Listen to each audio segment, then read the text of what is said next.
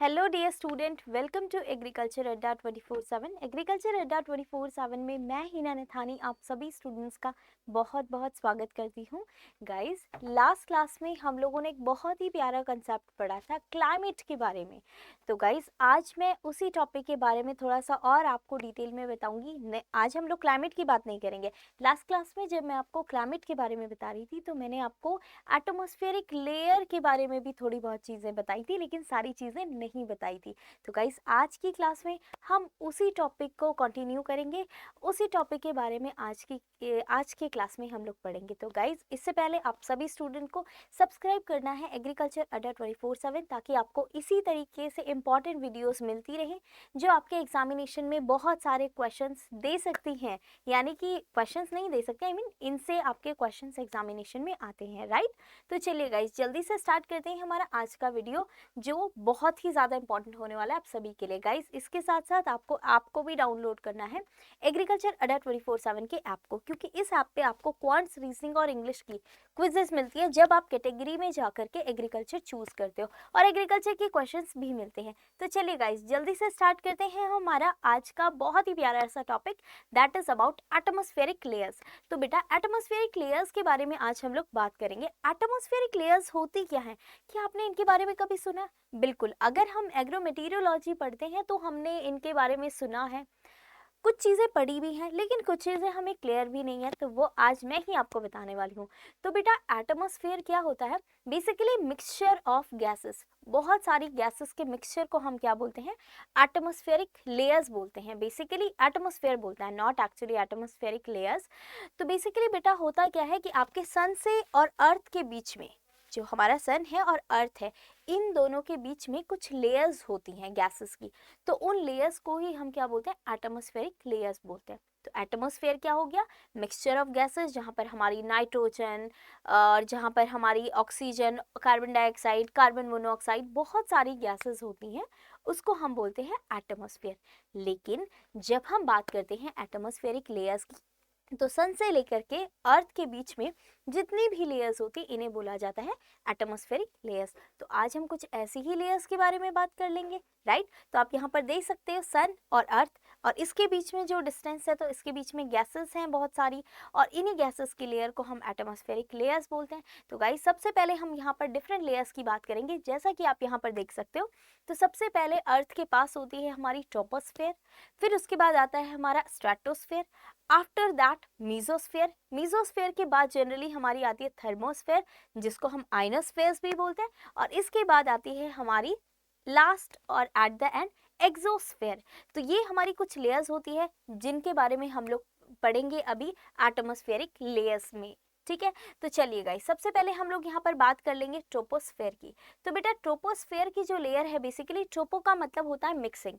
ट्रोपो means mixing, basically mix layer. तो आपने अभी देखा कि अर्थ के बिल्कुल पास में ट्रोपोस्फेयर होता है। तो बेटा, ये जो ट्रोपोस्फेयर की लेयर है, यहाँ पर जो क्लाइमेटिक कंडीशन होती है, बेसिकली ये काइंड ऑफ वैसी ही होती हैं जैसे कि अर्थ में होती है, जैसे thundering, rainfall, cyclones and anti cyclones. तो जैसा कि आप यहाँ पर देख सकते हो, cyclones, anti cyclones, rainfall, cloud formation, basically इस तरीके की प्रोसेस हम देखते हैं ट्रोपोस्फेयर में। अब देखो बेटा, ट्रोपोस्फेयर में टेम्परेचर कैसा होता है, तो थोड़ा सा हम इसके टेम्परेचर के बारे में भी बात कर लेंगे कि भाई इसका टेम्परेचर कैसा होता है। तो बेटा, यहाँ पर एक बहुत इंपॉर्टेंट क्वेश्चन है जो आपसे पूछा जाता है, that is about lapse rate. Lapse rate क्या होता है? तो जैसे जैसे आप ऊपर की तरफ जाते हो, टेम्परेचर कम होता जाता है।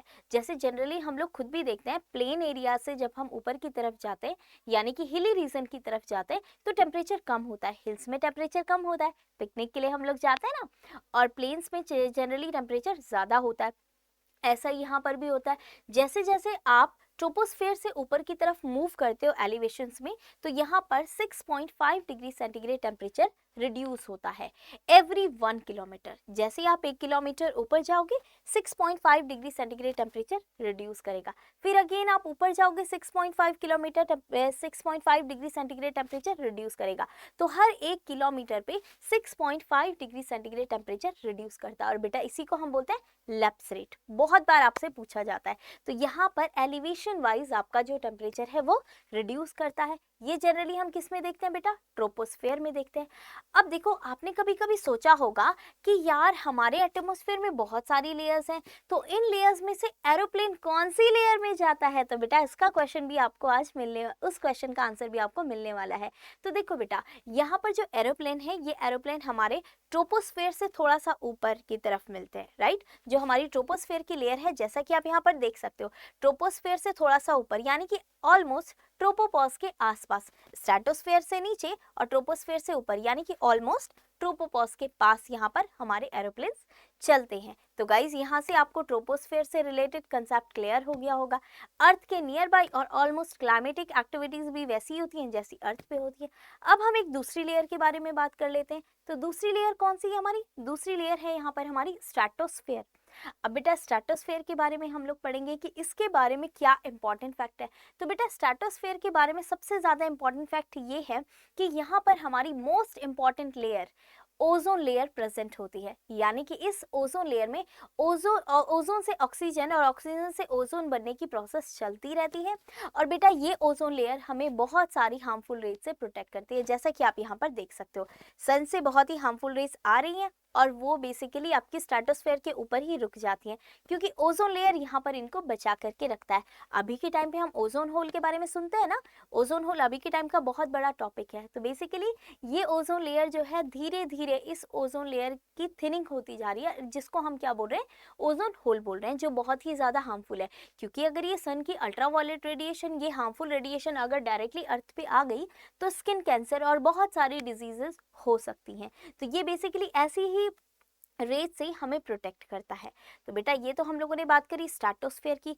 अब इसके टेम्परेचर की भी बात कर लेते हैं। तो बेटा जैसे जैसे हम एलिवेशन की तरफ जाते हैं, इसका टेम्परेचर इंक्रीज होता है, क्योंकि हम सन के पास जा रहे हैं धीरे धीरे, है ना। क्योंकि हम धीरे धीरे सन के पास जा रहे हैं तो थोड़ा सा यहाँ पर टेम्परेचर जो है इंक्रीज करता है। जबकि हमने ट्रोपोस्फेयर में पढ़ा था कि टेम्परेचर जो है वो डिक्रीज करता है, और स्ट्रेटोस्फेयर में टेम्परेचर इंक्रीज करता है, राइट। तो जैसे जैसे आप ऊपर की तरफ जाओगे, यहाँ पर आपका जो टेम्परेचर है वो धीरे धीरे इंक्रीज करेगा, राइट।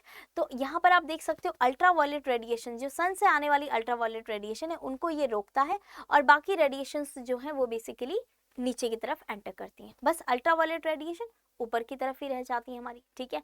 तो बेटा ये हम लोगों ने बात करी है स्ट्रेटोस्फेयर के बारे में। अब इसके बाद एक और लेयर होती है हमारी, वो लेयर कौन सी होती है, तो ट्रोपोस्फेयर और स्ट्रेटोस्फेयर के बाद एक और लेयर होती है बेटा, जिसको हम बोलते हैं मीजोस्फेयर। अब मीजोस्फेयर की लेयर हमारी काफी ऊपर की तरफ होती है, राइट, और इस लेयर के बारे में भी अभी हम लोग पढ़ने वाले हैं। तो बेटा ये जो मीजोस्फेयर की लेयर है, इसका क्या स्पेसिफिक फीचर है, इस स्पेसिफिक फीचर के बारे में बात कर लेते हैं। तो बेटा ये जो मीजोस्फेयर की लेयर है, ये बहुत ही कूल लेयर होती है, यानी कि इसमें जो बेसिकली टेम्परेचर होता है वो बहुत ही कम होता है। तो ऑलमोस्ट यहाँ पर जो टेम्परेचर रेंज होती है वो बहुत ही ज़्यादा लो होती है। जैसे हमने ट्रोपोस्फेयर में पढ़ा कि ऊपर जाते जाते टेम्परेचर कम होता है, स्ट्रेटोस्फेयर में ऊपर जाते जाते टेम्परेचर बढ़ता है, लेकिन मीजोस्फेयर में अगेन टेम्परेचर रिड्यूस होता है, और इतना ज़्यादा रिड्यूस होता है कि यहाँ पर बिल्कुल कूल कंडीशन हमें देखने को मिलती है, यानी कि बिल्कुल ही लो टेम्परेचर कंडीशन हमें देखने को मिलती है। तो इन्हें बोला जाता है मीजोस्फेयर, ठीक है। तो यहाँ से कि आई थिंक आप लोगों को मीजोस्फेयर से रिलेटेड कॉन्सेप्ट भी क्लियर हो गया होगा। तो अभी तक हम लोगों ने ट्रोपोस्फेयर के बारे में पढ़ा, इसके अलावा हम लोगों ने स्ट्रेटोस्फेयर के बारे में पढ़ा, और इसके अलावा हम लोगों ने मीजोस्फेयर के बारे में पढ़ा। तो ये तीनों चीज़ें आई होप कि आप लोगों को क्लियर हो गई होंगी। अभी हम लोग इनके डिस्टेंस की बात भी करेंगे, लेकिन पहले अभी हम लोग बाकी सारी लेयर्स कंप्लीट कर लेंगे। तो बेटा इसके बाद हम लोग बात करते हैं, अब नेक्स्ट हम लोग बात करेंगे थर्मोस्फेयर की। तो बेटा थर्मोस्फेयर मीन्स गर्मी, जैसा कि आप देख रहे हो, राइट। तो थर्मोस्फेयर में बेटा जैसे जैसे आप ऊपर की तरफ मूव करते हो, टेम्परेचर बहुत ज़्यादा हीटअप होने लगता है, इसको आइनोस्फेयर भी बोलते हैं। तो आप लोगों के दिमाग में एक क्वेश्चन ज़रूर आता होगा कि यार जो हमारी सैटेलाइट्स जाती हैं वो कौन सी लेयर्स में जाती हैं। अभी तो मैम ने ये बात तो बताई नहीं है, एरोप्लेन बता दिया, लेकिन मैम ने अभी तक सैटेलाइट्स के बारे में नहीं बताया। तो बेटा जो सैटेलाइट्स हैं बेसिकली वो इसी लेयर में जाते हैं, कि इसीलिए इस लेयर को आइनोस्फेयर भी बोलते हैं, क्योंकि इस लेयर में आयंस होते हैं, और सैटेलाइट का जो कनेक्शन होता है वो आयन से फिट हो जाता है, राइट। तो बेसिकली यहाँ पर जो कनेक्टिविटी होती है सैटेलाइट्स की वो बहुत अच्छी आती है, इसलिए हमारी जितनी भी सैटेलाइट्स हैं बेसिकली इस लेयर में आकर के ऐड होती हैं, जिसको हम बोलते हैं बेटा आयनोस्फेयर या फिर थर्मोस्फेयर, राइट। तो आई थिंक आप लोगों का ये कंसेप्ट जो है ये अच्छे से क्लियर हो गया होगा, ठीक है। तो यहाँ पर बेटा अगेन टेम्परेचर आपका काफ़ी ज़्यादा अच्छे रेट पे इंक्रीज करता है। तो आप लोगों ने एक चीज़ यहाँ पर ऑब्जर्व करी होगी, ट्रोपोस्फेयर सबसे पहली लेयर, टेम्परेचर डिक्रीज होता है वहाँ पर। Again stratosphere second layer, temperature वहाँ पर इंक्रीज होता है। थर्ड लेयर जो हम लोगों ने मीजोस्फेयर पढ़ी तो उसमें भी अगेन टेम्परेचर डिक्रीज हो रहा था। अगेन मीजोस्फेयर की लेयर में टेम्परेचर डिक्रीज होता है, लेकिन थर्मोस्फेयर की लेयर में अगेन टेम्परेचर इंक्रीज होता है। तो यहाँ पर कूलर लेयर हमारी मेसोस्फेयर हो गई। लेकिन अब हम बात करते हैं बेटा आगे जाके आपके एक्सोस्फेयर के बारे में। तो एक्सोस्फेयर हमारी लास्ट लेयर होती है जो सबसे बाहर की तरफ होती है, ठीक है। तो बच्चों आज हम लोगों ने यहाँ पर काफ़ी सारी लेयर्स के बारे में पढ़ा, जिसमें हम लोगों ने ट्रोपोस्फेयर कवर किया, जिसमें हम लोगों ने स्ट्रेटोस्फेयर कवर किया, मीजोस्फेयर कवर किया, थर्मोस्फेयर और एक्सोस्फेयर कवर किया। तो एक्सोस्फेयर हमारी लास्ट लेयर होती है। तो बच्चों एक बार इसके डिस्टेंसेस की बात कर लेते हैं। तो बेसिकली यहाँ पर अगर आप देख सकते हो तो 0 to 12 किलोमीटर ट्रोपोस्फेयर, इससे ऊपर आते आते आपका ट्रोपोपॉज आता है। देन अगेन आपका 50 to 80 किलोमीटर आपका स्ट्रेटोस्फेयर होता है। आफ्टर दैट 80 to 700 12 to 50 आपका स्ट्रेटोस्फेयर हो जाएगा। और इसके अलावा 50 to 80 आपका मीजोस्फेयर होता है, 50 to 80 किलोमीटर। उसके बाद 80 किलोमीटर टू 700 ये आपका थर्मोस्फेयर हो जाएगा। एंड 700 से ऊपर 10,000 और बाकी जितना भी है तो दैट इज अबाउट एक्सोस्फेयर। तो बेटा आप यहाँ पर देख सकते हो सबसे पहले 0 to 12 troposphere, 12 to 50 stratosphere, 50 to 80 mesosphere and 80 to 700 thermosphere and after that exosphere. तो बेटा आज हम लोगों ने ये बहुत सारी लेयर्स के बारे में पढ़ा। ये आपकी ऑलमोस्ट सारी लेयर्स हैं एटमॉस्फेरिक लेयर्स जिनके बारे में आज हम लोगों ने पढ़ा। तो ये बहुत ही प्यारा कंसेप्ट है और इससे काफ़ी सारे क्वेश्चंस आपके एग्जामिनेशन में पूछे भी जाते हैं। तो गाइस आज का कंसेप्ट हम यहीं पर क्लियर करते हैं। आप सभी स्टूडेंट को एग्रीकल्चर अड्डा 24/7 को ज़रूर सब्सक्राइब करना है ताकि ऐसी वीडियोज़ आप लोग को मिल सके और बेल आइकन को प्रेस भी करना है। तो bye bye guys and thank you.